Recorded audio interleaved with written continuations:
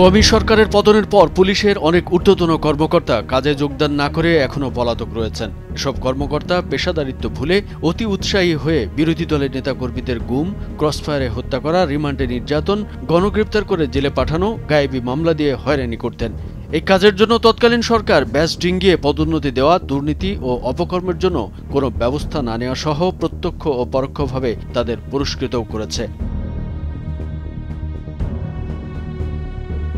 ১৮৬ জন কর্মকর্তা এখনও কাজে যোগ দেননি। এদের বিরুদ্ধে আগস্ট গণহত্যার একাধিক মামলা রয়েছে। সরকার তাদের কাজে যোগ দিতে বললেও তারা যোগ দেননি। স্বরাষ্ট্র মন্ত্রণালয় তাদের পলাতক হিসেবে গণ্য করলেও এখনও গ্রেপ্তার করা যায়নি। বিএনপির সাবেক চিফ হুইপ জয়নুল আবেদিন ফারুকের উপর হামলা চালানো ডিএমপি অতিরিক্ত পুলিশ কমিশনার হারুনুর রশিদ ওরফে ডিভি হারুন এখন কানাডায় এবং ডিএমপির যুগ্ম কমিশনার বিপ্লব কুমার সরকার ভারতে পালিয়েছেন বলে জানা গেছে। এছাড়া জঙ্গি নাটকের মূল হোতা পুলিশের অতিরিক্ত আইজিপি মনিরুল ইসলামও পালিয়েছে ভারতে। তিনি ভারত থেকেই সামাজিক যোগাযোগ মাধ্যমে উস্কানিমূলক পোস্ট দিচ্ছেন।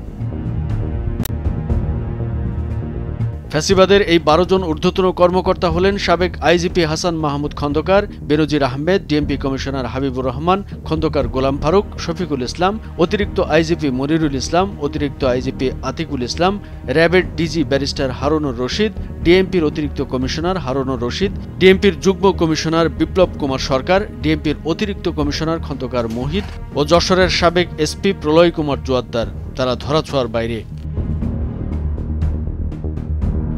সংশ্লিষ্ট সূত্রে জানা গেছে ৫ আগস্টের পর আলোচিত সমালোচিত ১৮৬ জন পুলিশ কর্মকর্তার এখনও চাকরি রয়েছে। কর্মস্থলে উপস্থিত না হওয়া পুলিশ সদস্যদের বেতন স্থগিত থাকলেও হাজিরা খাতায় নামের পাশে অনুপস্থিত লেখা রয়েছে। সূত্র বলছে, ফ্যাসিবাদের পুলিশ কর্মকর্তা হিসেবে পরিচিত সাবেক আইজিপি হাসান মাহমুদ খন্দকার যখন আইজিপি ছিলেন তখন অনেক গুমের ঘটনা ঘটে। তার সময়ে বিএনপির সাংগঠনিক সম্পাদক ইলিয়াস আলী গুম হন। ৫ আগস্ট সরকার পতনের আগেই তিনি দেশ ছেড়ে পালান। আরেক পুলিশ সদস্য বেনজির আহমেদের বিরুদ্ধেও গুম ও অবৈধ সম্পদের মালিক হওয়ার অভিযোগ রয়েছে। তিনিও বিদেশে পালিয়েছেন। ডিএমপির সাবেক কমিশনার শফিকুল ইসলামের বিরুদ্ধে ২০১৪ সালে বিরোধী দলের উপর নির্যাতনের অভিযোগ রয়েছে। সাবেক ডিএমপি কমিশনার হাবিবুর রহমানের বিরুদ্ধে জুলাই-আগস্ট গণহত্যার অভিযোগ রয়েছে। মাঠে থেকে তিনি গণহত্যায় উস্কানি দিয়েছেন। তিনিও ভারতে পালিয়েছেন। ২০০৯ সালের আওয়ামী সরকারের জঙ্গি কার্ড খেলার অন্যতম হোতা সাবেক অতিরিক্ত আইজিপি মনিরুল ইসলামের বিরুদ্ধে বিচার বহির্ভূত হত্যার অভিযোগ রয়েছে। তার নামেও আগস্ট গণহত্যার ১১টি মামলা রয়েছে। ফ্যাসিবাদের অন্যতম পুলিশ কর্মকর্তা হলেন অতিরিক্ত আইজিপি আতিকুল ইসলাম। জুলাই-আগস্ট গণহত্যায় তিনি ডিএমপির ক্রাইম অ্যান্ড সেন্টারে বসে পুলিশকে দিক নির্দেশনা দিয়ে ছাত্র জনতার উপর হামলার উস্কানি দিয়েছেন।